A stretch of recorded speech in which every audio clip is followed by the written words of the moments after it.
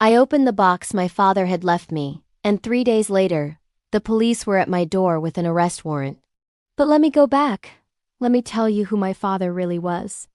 Or rather, who I thought he was. My father's name was Henri Moreau. To me, he was the most ordinary man in the world.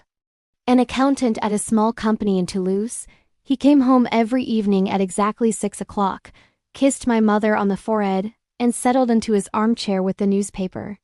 On Sundays, we'd go to the market together. He always chose the same tomatoes, the same cheeses. He paid in cash, smiled politely at the vendor, and we'd walk home. That was the man I knew. Predictable. Reassuring. Even boring. My name is Lavra. I'm 32 years old, a math teacher at a suburban high school. My life was pretty ordinary too. Or it was, until that November morning when the hospital called to tell me my father had suffered a massive heart attack during his lunch break. He was dead before the ambulance even arrived. My mother had died 5 years earlier from cancer. My father never really recovered from her loss. He became even quieter, more withdrawn. I thought he was living in the past, clinging to his memories. I visited him every Sunday, more out of duty than pleasure. Our conversations were short, superficial. How's work? Fine, Dad. And you? Okay. I didn't know that every silence hid an ocean of secrets. The funeral was simple. About 10 people, a few former colleagues, 2 neighbors. No close friends. My father had never had any, it seemed to me. After the ceremony, the notary summoned me for the reading of the will. I expected little. The apartment, some savings, maybe his old Peugeot. What I received was much more than that. Mr. Moreau left very specific instructions, the notary told me, a thin man with thick glasses.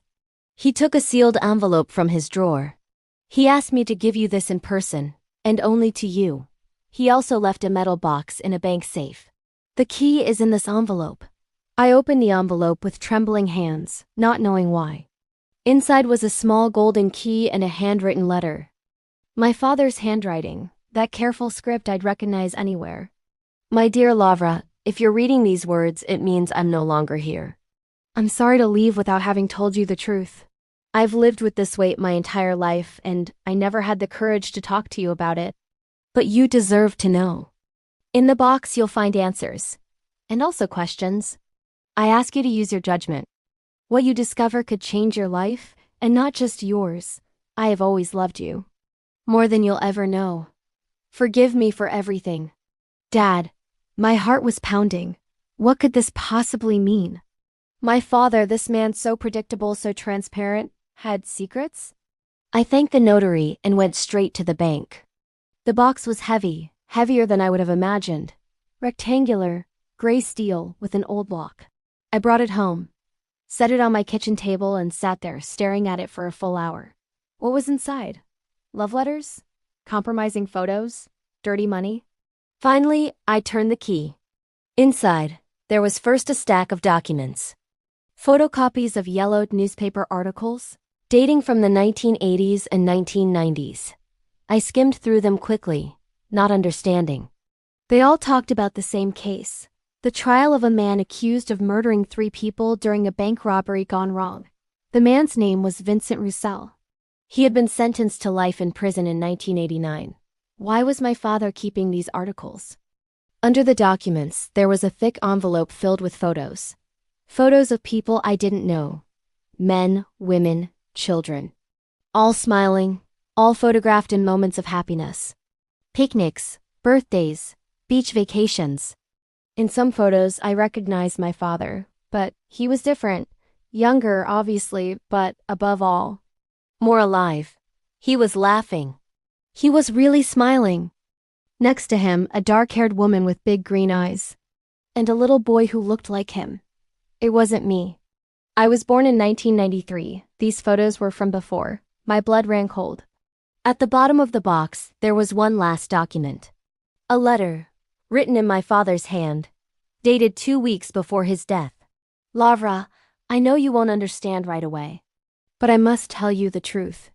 My name is not Henri Moreau. My name was Vincent Roussel. In 1987, I participated in a bank robbery with 2 friends. We needed money, we were desperate. Everything went wrong. A security guard pulled out his weapon. There were gunshots. 3 people died that day. 2 innocent customers and my best friend Julian. I was arrested, tried, convicted. But I didn't shoot. It was the other man, Marc, who pulled the trigger in panic. But Marc fled. He was never found. And I took the fall. I spent 8 years in prison. 8 long years reliving that day, over and over. Thinking about my wife, Elise, and my son, Matthew. They visited me the first few years. Then the visits became less frequent. Elise moved on with her life. Matthew grew up without a father. In 1997, I managed to escape during a transfer. I changed my identity, started over from scratch. I met your mother, Anne. She knew nothing. We got married, you were born. I tried to become a good person. I tried to atone. But a man can't run from his past forever. In this box, there's evidence. Photos, documents that prove Marc was the shooter. I've gathered them over the years. Discreetly. Patiently. I found witnesses. I collected information. I wanted to turn myself in. Confess everything. But I couldn't do that to you. Tell you that your father was a fugitive criminal. Now that I'm dead, you have a choice. You can destroy all this and continue your life. Or you can go to the police and set the record straight. Marc is still free. He's living under a false identity too. His current name is in the red envelope. I am sorry to put you in this position. But you're a good woman, Mavra. Better than I ever was. Do what seems right to you. Your father who loves you, Vincent. I dropped the letter. My hands were shaking. My father. A murderer? An escapee? My whole life was a lie. I spent the next 3 days in a fog. I didn't go to work. I didn't answer the phone. I sat in my living room, rereading the letter, looking at the photos. In one of them, my father held a little blonde-haired boy in his arms, Matthew, my half-brother. A brother whose existence I had been unaware of. I had a brother somewhere, and my father had another life. A life he had abandoned, a family he had left behind. On the 4th day, I made my decision. I opened the red envelope. Inside was a name, Philippe Germain, and an address in Paris. My father had found Marc. I should have gone to the police immediately. I should have given them the evidence and let them do their work.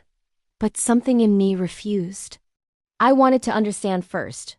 I wanted to see this man. I wanted to know why my father had carried this burden all these years. I got in my car and drove to Paris. The address corresponded to a fancy building in the 16th arrondissement. Philippe Germain was clearly someone who had succeeded. I waited outside the building for hours.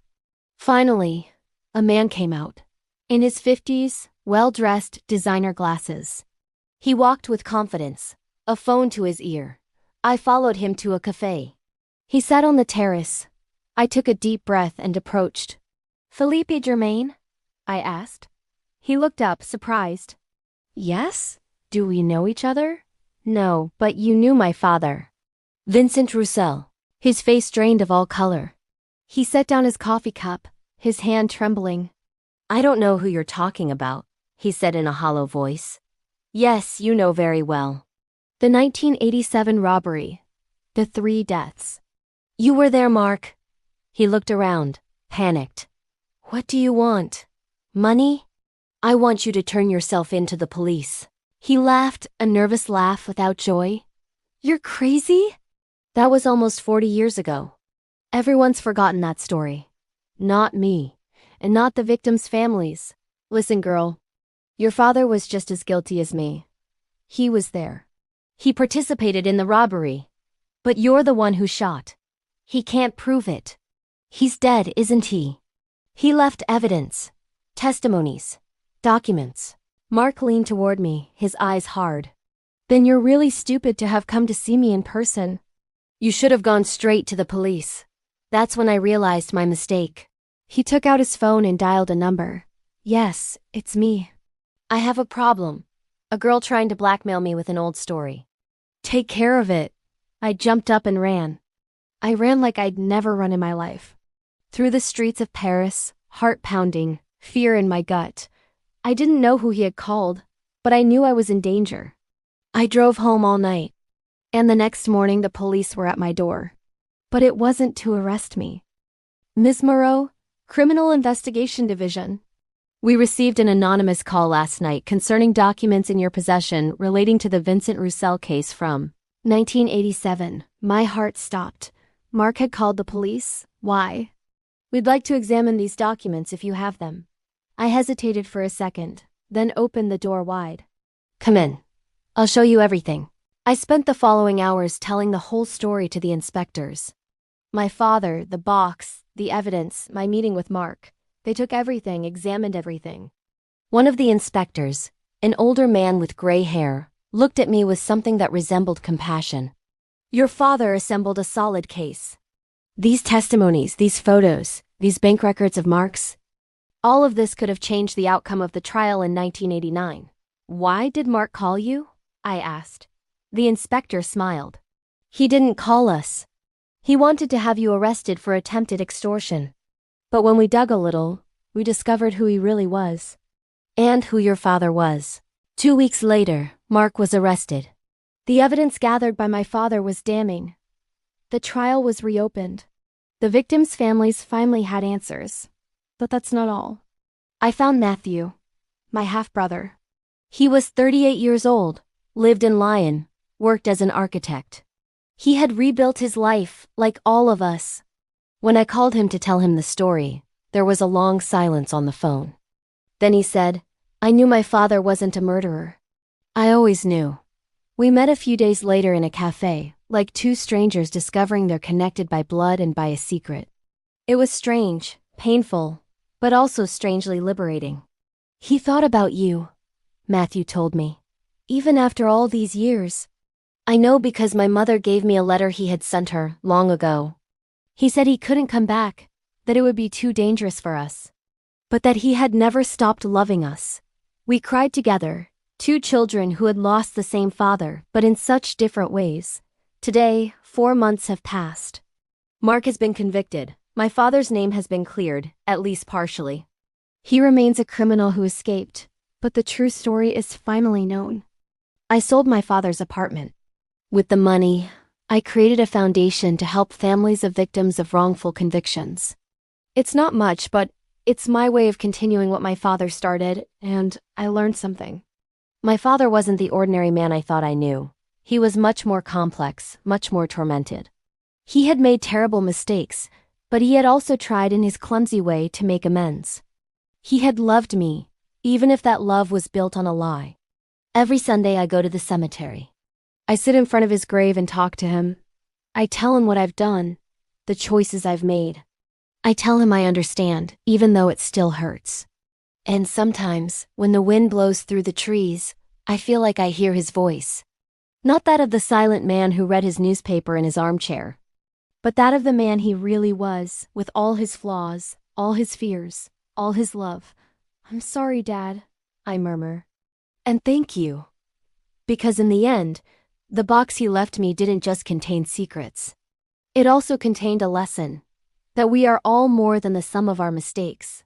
That redemption is always possible, even after death. And that the truth, however painful it may be, is always better than a lie. My life is no longer ordinary. I now carry the weight of two stories, that of the woman I was and that of the man my father was. But I also carry something new. A family found again, a truth revealed, and the certainty that even in the deepest darkness, there's always a spark of light waiting to be discovered. You just have to have the courage to open the box.